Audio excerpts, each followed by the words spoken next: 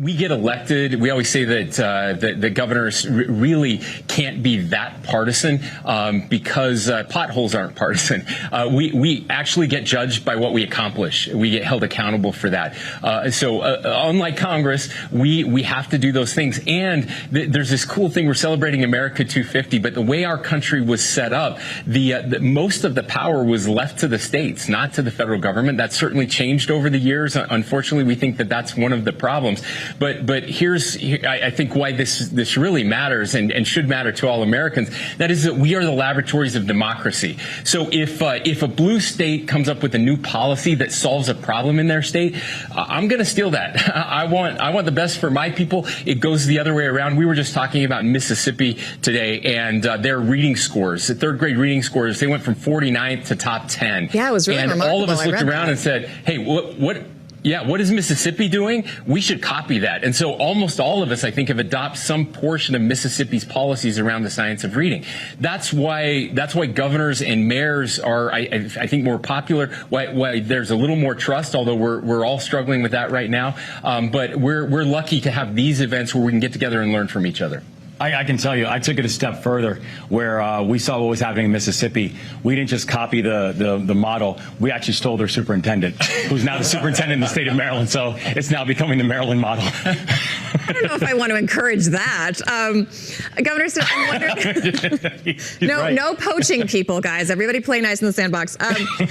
Governor Stitt, when you talk to constituents, what is the number one or two issues that they talk to you about? And have you found, when you go to the NGA, when you talk to your colleagues, that those are common pretty much across all the states right now?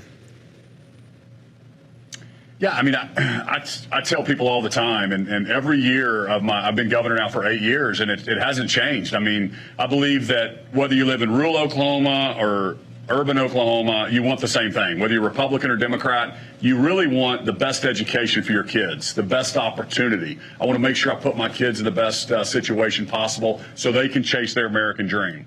I want the best access to health care. I want the best roads and bridges and infrastructure and utility costs. And then I want the best economy. I want wages to growth. I want opportunities for upward mobility. And so those four things are non-political. And I always tell Oklahomans, hey, let D.C. play politics. We're all Oklahomans. Let's make Oklahoma top 10. And so I focus on those things. And I don't think it's any different when I meet with my colleagues around the country. They're dealing with the exact same things in their state. So it's those four things I always focus on. People are starving for government that delivers, for people that delivers. There's so much nonsense out there, not just in politics and government, but everywhere. And I think people are just looking for people they elect to roll up their sleeves and get actual real work done to help educate their kids, deal with child care. The costs, which I have 3 kids, 1 more on the way, and the costs are skyrocketing. Making sure when you go and get gas, it's affordable. And so that's really what we're spending time on all day. You look at the national news and things people are fighting about. Most of what we do are kitchen table issues, just trying to make life a little bit easier for the people that live in our respective states. I would just add the price of housing is a big piece of that. That's when we hear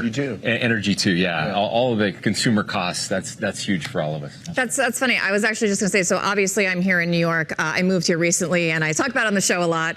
Everything here is insanely expensive, but I grew up in Colorado, and I was talking to a friend who has a very different life than me earlier this week, and she was saying the same things I was dealing with. She was like, we've gotten to a place in our lives we always wanted to be. My husband and I are making the money we always wanted to, and we feel like we can't afford even the basic things. So Governor Moore, I want to start with you, but what is your plan to tackle affordability? How are you going to tackle this? And then I brought it out to the group. What are you guys doing to bring these prices down?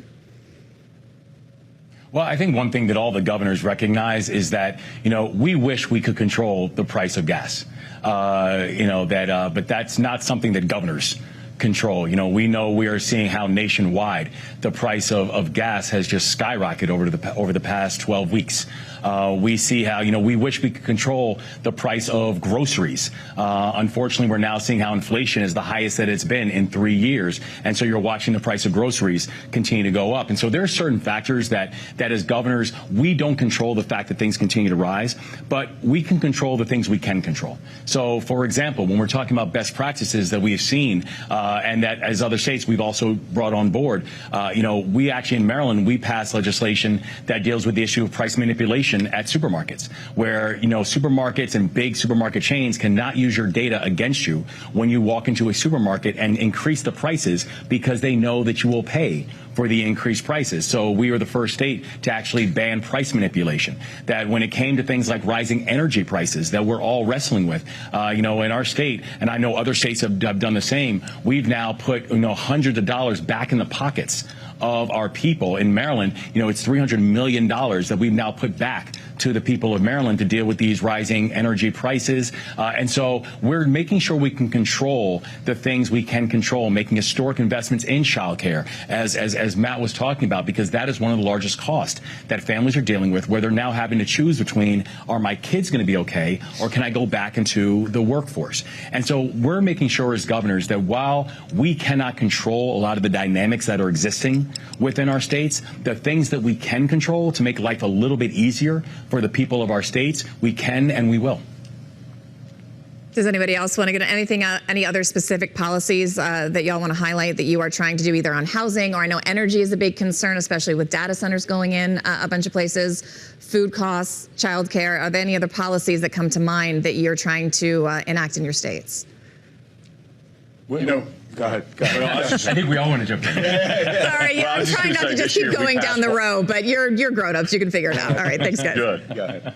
Well, I would just say on housing, we're all dealing with affordability. We want, home ownership is so important. My whole career has been in the mortgage business and banking and promoting home ownership and strengthening families and how important that is to own homes. And so when you see that cost rising and you see people delaying housing, purchasing their first house till they're in their 30s now, what is that? Well, if you believe in economics, I believe it's a supply problem, right? So how do we get more houses built? Some of that is zoning problems. We're not allowing more developers.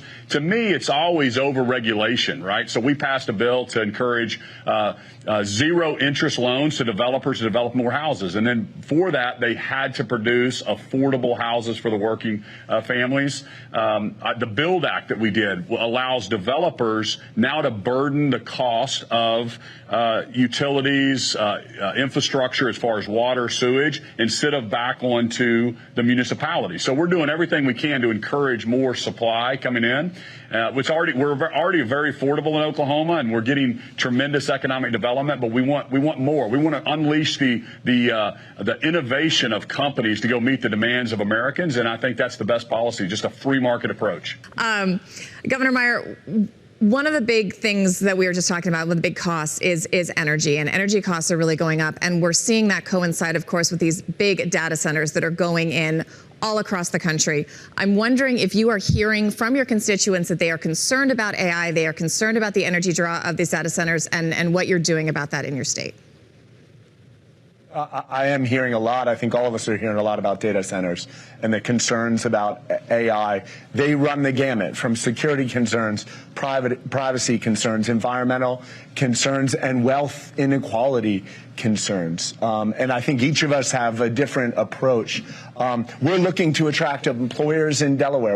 In my first 18 months in office, we've been very successful doing that. But I've also been very clear that if you're going to negatively impact our environment, if you're going to increase ratepayers' energy bills by a single penny, then we're not going to have you here. So we're putting in place rules. We're about to finalize, I'm about to sign some legislation that does just that, that says, hey, if you want a data center or anything like that in our community, you have to come with benefit for the community. I think a number of us are doing behind the meter policies where kind of bring your own energy. If you bring your own energy and you're not drawing from the grid, it's much easier to get a pathway. I think we all also understand that data centers and AI at some level is a national economic and security imperative. We cannot let China win on this one. We have to make sure that our respective states aren't blocking each other and blocking things so that we as a country cannot move forward.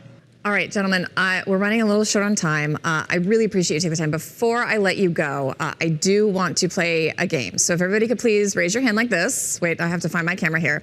Put your hand up. We're gonna do put a finger down if. I'm sure you have children or have been on the internet and you understand how this works. All right, you ready? Please put a finger down if you are concerned about affordability in your state.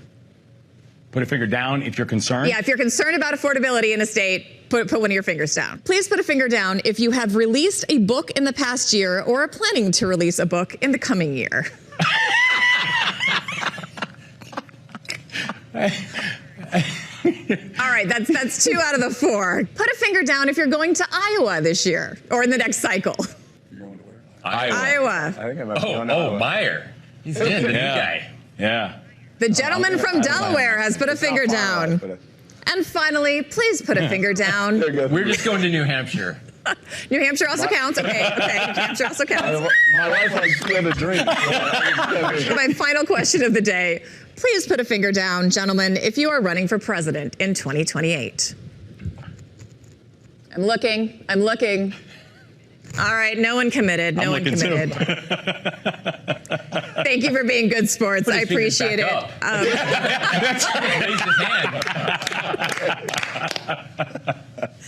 Thank you again. Good luck with the task force. I have to say though, I'm the only one of this group who actually has a re-election in less than 100 days. So I'm sweating a whole lot more than my friends are here. That's all right. If it's a little hot, maybe one of your new friends can let you borrow a hat.